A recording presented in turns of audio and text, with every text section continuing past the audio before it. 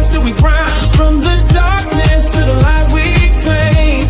Still humble in the struggle, still proud of our name. All right, welcome back to a new season here of the King's Effect podcast. I got the two brothers here, Tim and Will. How y'all been? It's been a while.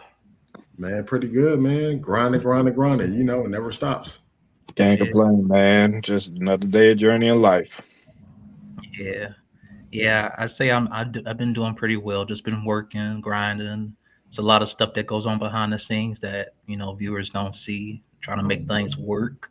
Hopefully get us monetized in a year or two. That's the goal. For sure. But today's topic, how men, pretty much handle their finances, or how does it affect their mental health? I know for me,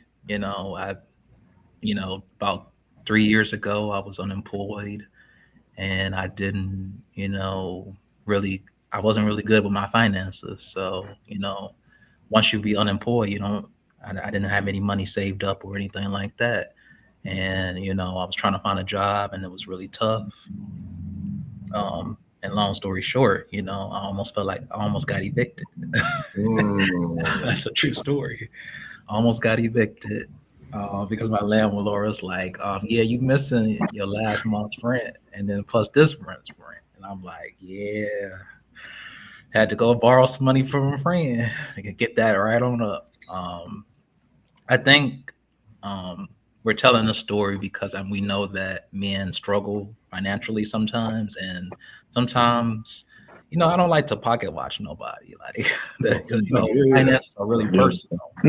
But it's really good to get the story out there and tell your experiences from what you've been through, how you got through it, and how you're doing now. So, has there been any experiences from you personally, fellas? Oh yeah, for sure. Your finances was kind of tight. For sure. I can tell you directly from me. Same as you, D. 3 years ago, I got laid off. I got evicted. I actually squatted in my apartment for about 4 or 5 months to get myself together. I had no money saved up because I was doing well in the beginning. Tech boom, you know how that goes, and just not understanding saving money, or I was doing the wrong investments and dealing with the wrong people, and that also started messing with my finances. Lost a job. Had a kid on the way, lost my apartment. I was like couch surfing for quite some time. I was depressed, man, and it was messing with me more and more because, like you said, money was saved up. I didn't have anything. Like right now, I'm in a better space. I'm still learning the financial literacy things, YouTube University and all that. But yeah, it was definitely a trying time. It put me in a mode that I would never want to be in because I've been in those modes and I don't like what I see. So, but yeah. My experience is doing it without having knowledge, because when I first rented my first house, my parents were with me. They supported me all the way, even till now, and then having 3 kids. Now, let me just make it clear right now, the parents that I'm talking about, they're not biologically mine. There's my mother-in-law and her husband. So coming up from Virginia, moving up here, doing all this, I wasn't taught nothing about financial stability, saving, investing, none of that. So throughout that time, I always just wanted to worry about me. It was to the point when we first moved in there, man, I forgot I didn't even pay my rent. For like 2-3 months straight. I didn't pay my rent. I mean, I really didn't take care of my responsibilities like I was supposed to do, keeping the car maintenance, make sure my kids had what they needed and all that. It was in a selfish way, but it was unknowing what I was doing. So going through those phases, I was just angry, or I was just depressed, or just trying to figure out why I got to do this, why I got to do that with this money. How come I just can't keep it for myself? So for anybody that's listening right now, just take the time out and really think what's important, because it will stress you out. But when you finally sit down and look at everything, it will make sense. Yeah, Great. I definitely can agree to that. Like, I didn't grow up with the best education with finances either. Like, it was a lot of things that, I wish that my father or my mother taught me about, how to save money. But a lot of stuff that I had to really learn on my own in terms of investment, like Tim was saying. I had to learn about 401ks, how to take it out of your paycheck, how much to take out of your paycheck, because you don't want to take all of that out of your paycheck, right? Because you want to have something left over so you can be able to do your budget, your monthly budget, like rent, gas, all that stuff.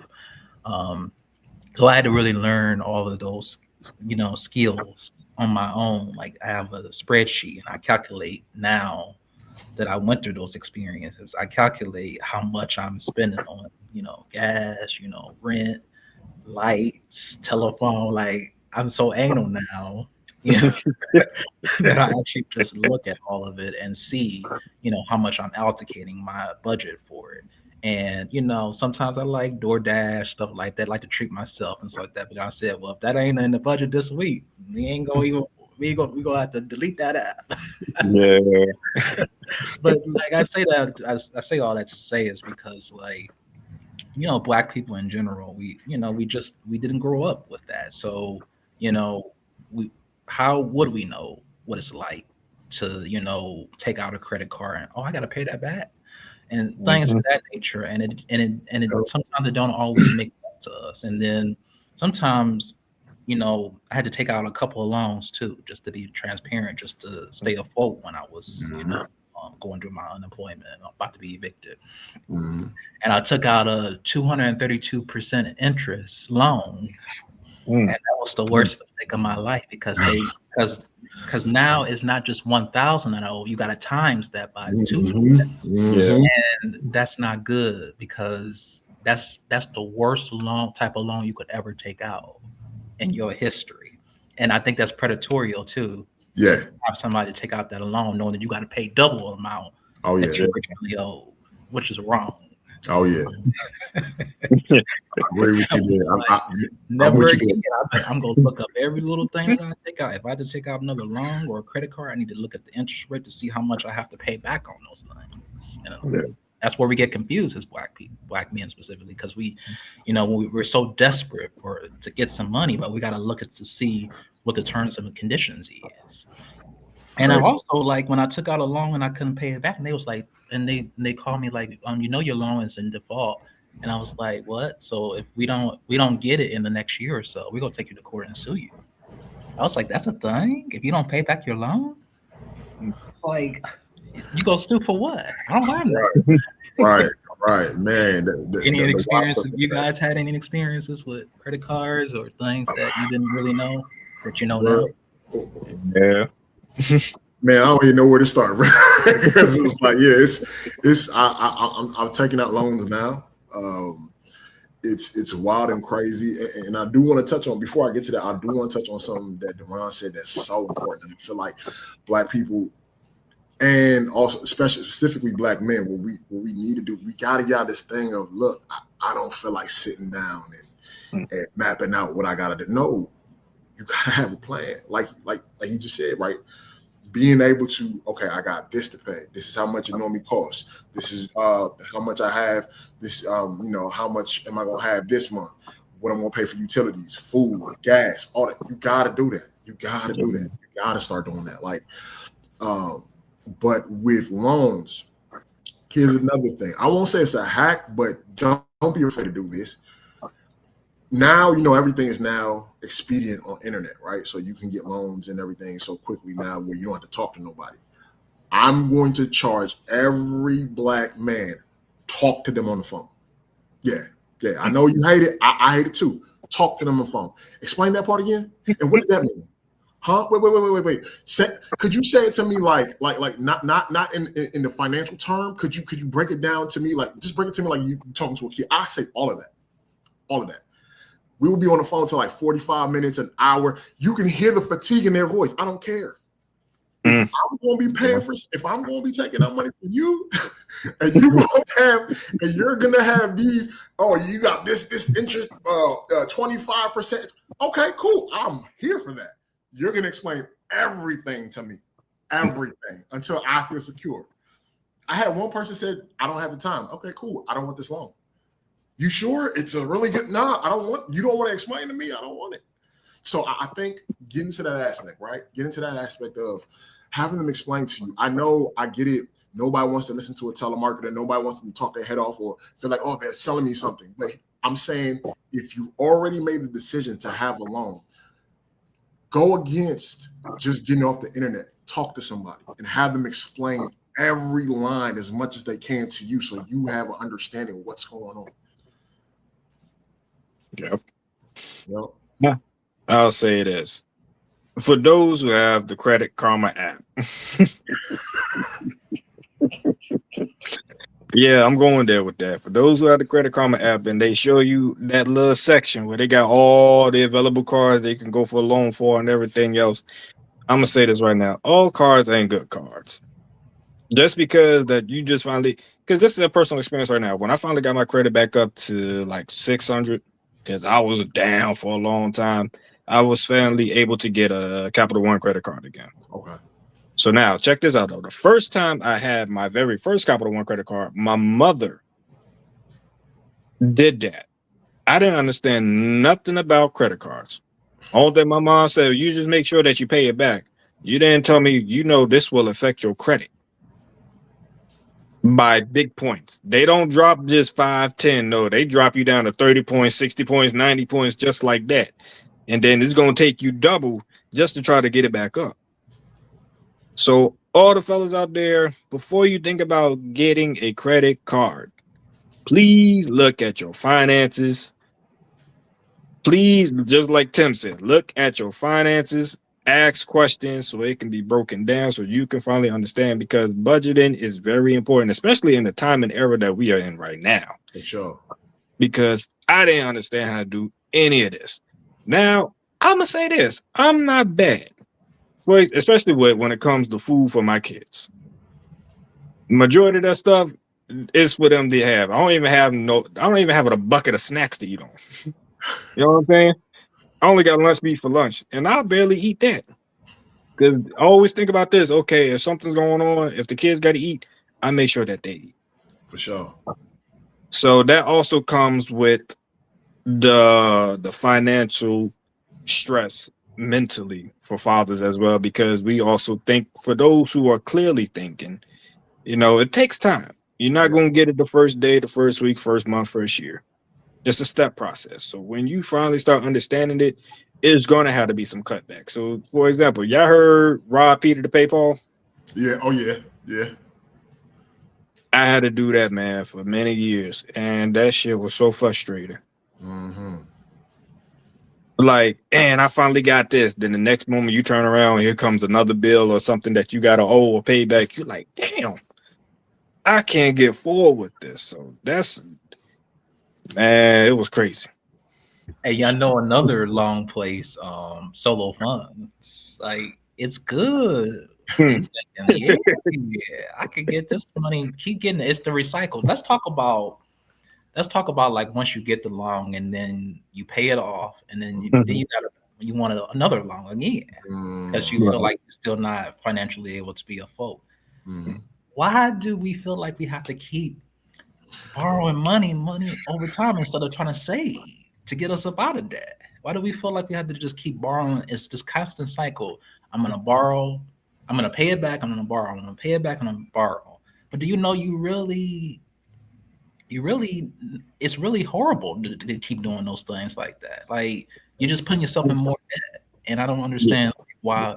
I mean, I understand why we do it, because we might be waiting for a paycheck, or we might have to pay other bills with the other money that we had. Like, it's a lot of different reasons. But why do we feel like we have to keep going in this constant cycle of back and forth, pay it off, take it out again, pay it off.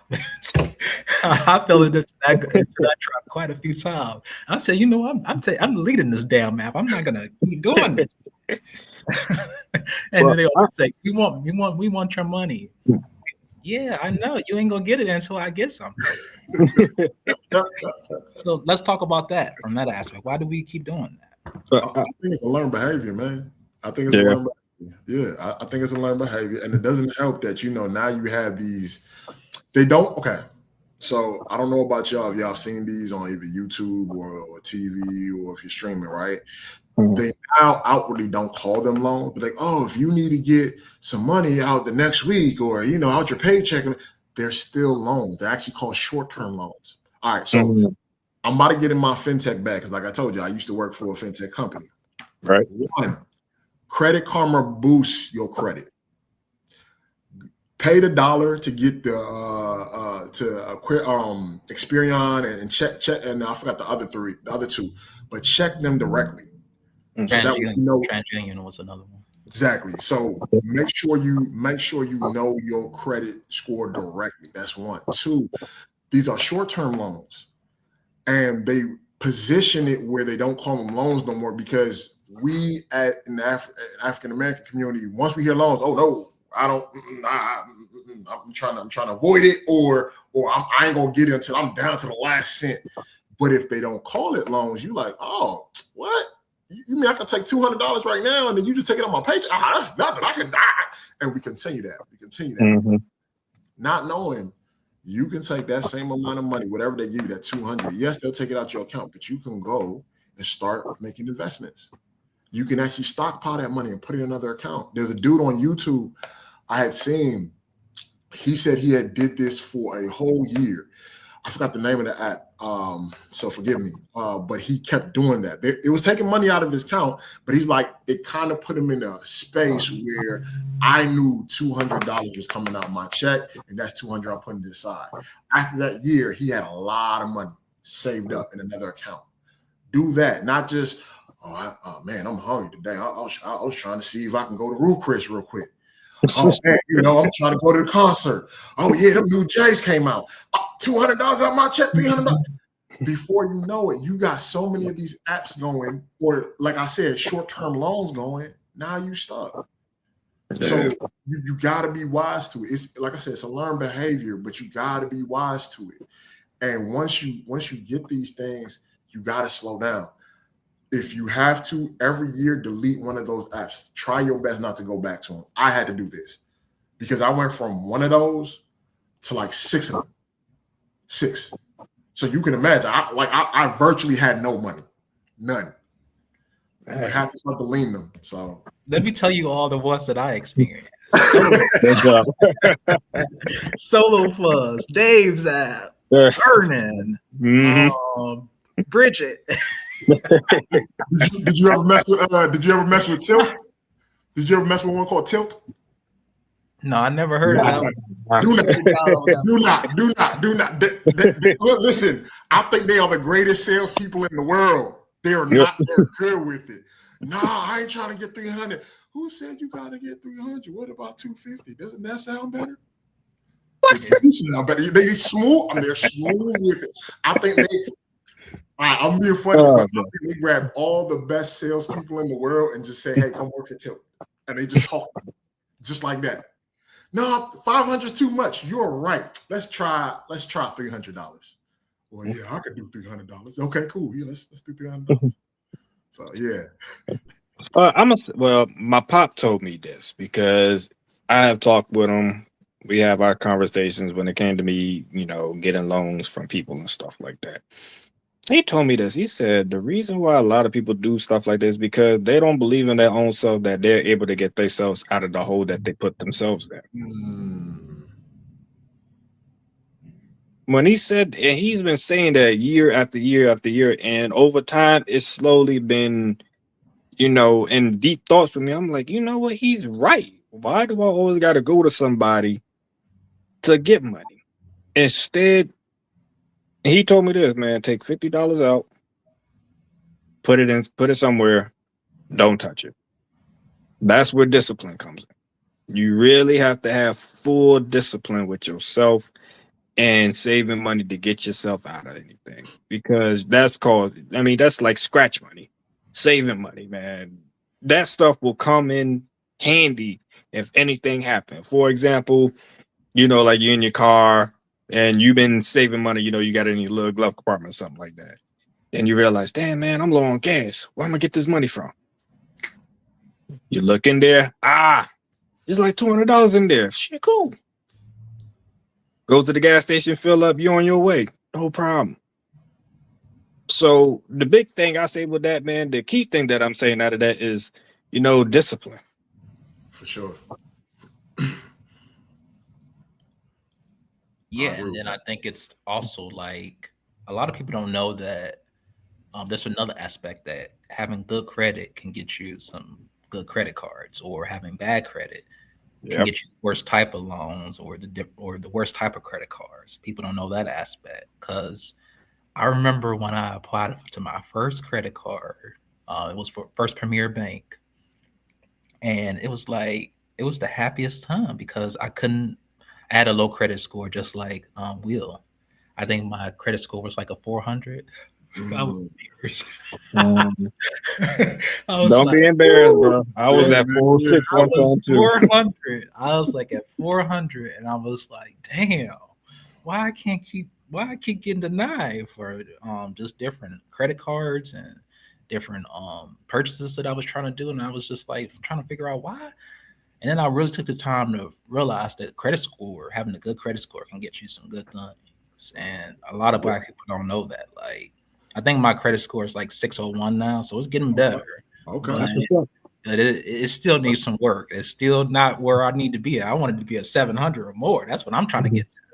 But that's going to take time, and just pay your bills on time. But a lot of times people don't realize, if your landlords check your credit before you move in.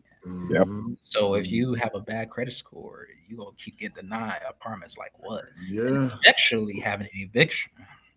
Mm-hmm. Yeah, you don't want to play around with those type of things. Yeah. So to kind of close this all out here, fellas, what's one piece of advice that you had to really learn by yourself, and that you can give, to other men that may be young, that's inexperienced, that don't have enough, understanding about how things work when you don't have a good credit score? What's one piece of advice that you had to learn, and what's one thing that you took away from that? It could be good or bad, or you was in a real bad predicament and you had to figure it out on your own. Anyone? I'll say this.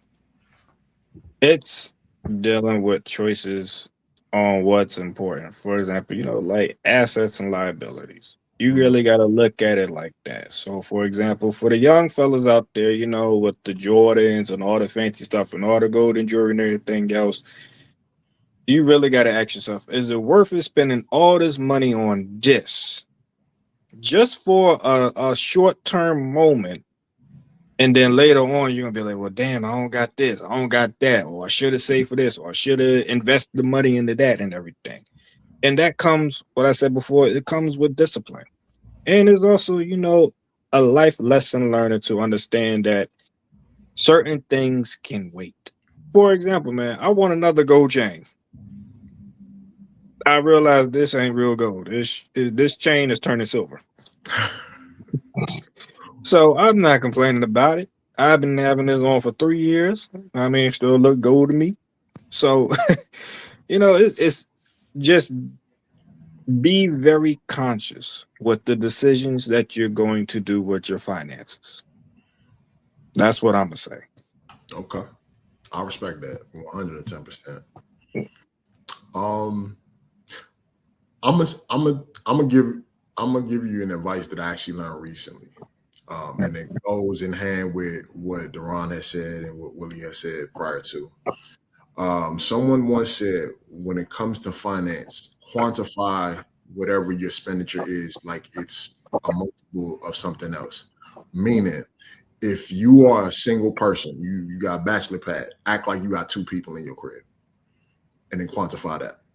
So that will help you save money. So if it's just you, pretend there's someone else. So you're not just saving for just you, the imaginary other person. Even if you want to pretend you got a twin, hey, do that. If you got 4 people in your household, pretend it's 8. Yes, it gets tight. Yes, it will get crazy. But here's the thing. At the end of the day, I guarantee you your credit will start to go up. You'll start to having a lot more money in hand. I'm not saying you won't be a millionaire overnight, but your money will start to go up and you'll start to be able to put away what you need to put away if you start doing that way. Again, that, like they said prior to it, that will equate to discipline. And I'm going to leave it off with this too. Going back to what Willie just said, for y'all with the Jordans, the Jordan 5s from 2013 looks just like the Jordan 5s from 2023. All right? Tell up. And the 13s cost $200. The one from 2023 cost $400. Make it make sense. I'm going to say it one more time for the ones in the back. The Jordan 5s from 2023 look just like the ones from 2013. It's probably the tag that look different. Yep. Different material. That's all that is. You'll be all right, I promise. And then before we go, I'm going to wrap it up here to so basically you all heard what they had to say, but I think also it's also another important thing that don't always spend all of your credit card limit. You know how they give you, like, just say if you have a Capital One or Credit One card, like they'll tell you the amount of available credit you have. Don't spend all of it. Like save something, like maybe just $10 or $15, spend that, then wait till the next cycle. So once you keep having that pattern of paying it off early, your credit score will go up, and also you will get more credit. You will see it go up to like 500 available credit. Don't spend all of it, because that's what's called credit utilization. Like they look at that. If you spend all of it, your credit score is going to go down. So just know that. And then also with these loans, you got to be making sure that, like I said earlier, don't go for the hardest ones. Like don't go for the ones that's, the high annual percentage rate, because those ones are going to get you into serious debt. If you continue to go with those, then your credit score is going to go down if you don't pay it, because they hoping that you don't pay it. That's where the predatorial thing, and they hoping that you don't pay your loans, so then they can add on interest to it. Hello, interest is not your best friend, because you're going to be paying more in the end. So you better learn from your elders or your older people, because there's a lot of tricks and games that you want to be privy to before you go out and get any type of loans. But let's just wrap this up. I do thank you again, fellas, for coming on here. This is a much needed conversation that's going to help the Black men that might be struggling, know that they're not alone, that we all been through some hard shit in our life. And this leather jacket that I got on right now, it costs $200, but it was not, I wouldn't have bought this like 2 or 3 years ago. Trust me. But when your finances hit a little bit different, it's good, but don't mean you have to splurge, right? You don't have to splurge all of that. You got to start saving. You got to learn how to invest. Stash. I don't know if anybody know about Stash credit card. Stash investment account. You can invest in different cryptocurrencies, invest in different stocks and bonds. They even have where you can invest in a brokerage account. Put your money in there and save it, and you'll see it grow so much. So it's some ways that you can build up your credit and still have comfortable savings in the end too. But Indeed. Yeah, that's it. That's a wrap for today. All right. Take care, fellas. Well, right, first time back, y'all. We did it. We did it. We did it. We're not over. We're not finished yet. More to come.